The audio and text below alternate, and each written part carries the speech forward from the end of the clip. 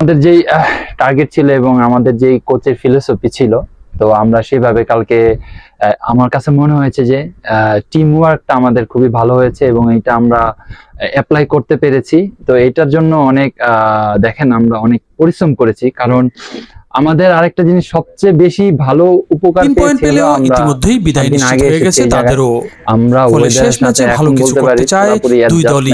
আমরা গড়ে তুলতে মাত্র 5 দিন আগে ঢাকায় অস্ট্রেলিয়ার কাছে 2-0 গোলে হেরেছে বাংলাদেশ। আমরা সেই মোতাবেক খেলতে পেরেছি এবং সেটা আমরা ধরে রাখতে পেরেছি। কারণ দেখেন আমাদের কালকে যদি ম্যাচ দেখেন, আমরা কিন্তু আপনার কোনো তাড়াহুড়া করি নাই। তো এই জিনিসটা আমাদের কালকে উইনের জন্য আমার কাছে মনে হয় মস্ত বড় ভূমিকা রেখেছে। দেখেন আমাদের এখন জয় ছাড়া কোনো বিকল্প নেই, কারণ আমরা অলরেডি অ্যাডজাস্ট হয়ে গিয়েছি। কারণ ফার্স্ট ম্যাচটা অনেক ইম্পর্টেন্ট ছিল, সেটা আমরা অতিক্রম করে ফেলেছি এবং উইন হয়েছি। তো আমাদের মোরালিটা এখন আমি বলতে পারি বুস্টাপ আছে এবং প্রত্যেকটা প্লেয়ার আমার কাছে মনে হয় একটু আপনার কনফিডেন্টলি আছি এবং সেটা অনেক জরুরি আমাদের নেক্সট ম্যাচের জন্য। এবং আমার কাছে মনে হয় আমরা যদি সেম ওয়ার্ক এবং সেম ডেডিকেশন নিয়ে যদি মাঠে নামি, ডেফিনেটলি আমার কাছে মনে হয় অ্যাজ এ ক্যাপ্টেন বলেন, অ্যাজ এ টিম মেম্বার বলেন, ডেফিনেটলি আমরা উইন করতে পারবো। গতকালকে ম্যাচের পর থেকেই আসলে আমাদের রিকভারি সেশনটার জন্য আজকে 10টা থেকে 12টার একটা টাইম করা হয়েছিল। সেই টাইম অনুযায়ী আমরা আসলাম রিকভারির জন্য। ফান গেমস এবং যেগুলি করলে প্লেয়াররা আসলে মেন্টালিও ভালো ফিল করে, সেগুলি করা হয়েছে।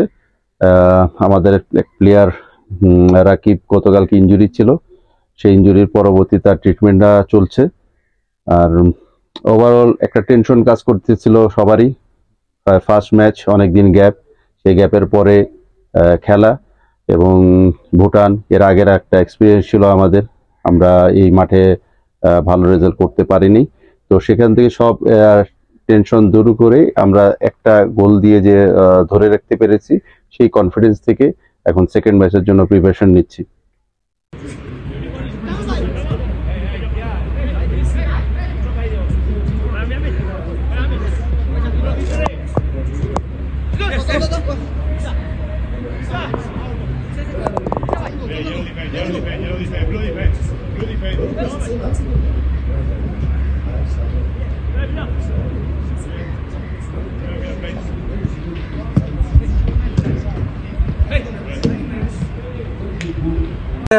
ওদের বাইতে থেকে যায় সবকিছু ওকে করে, চারজনের কাছে করে।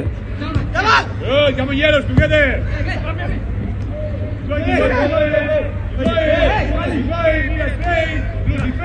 Blue defense.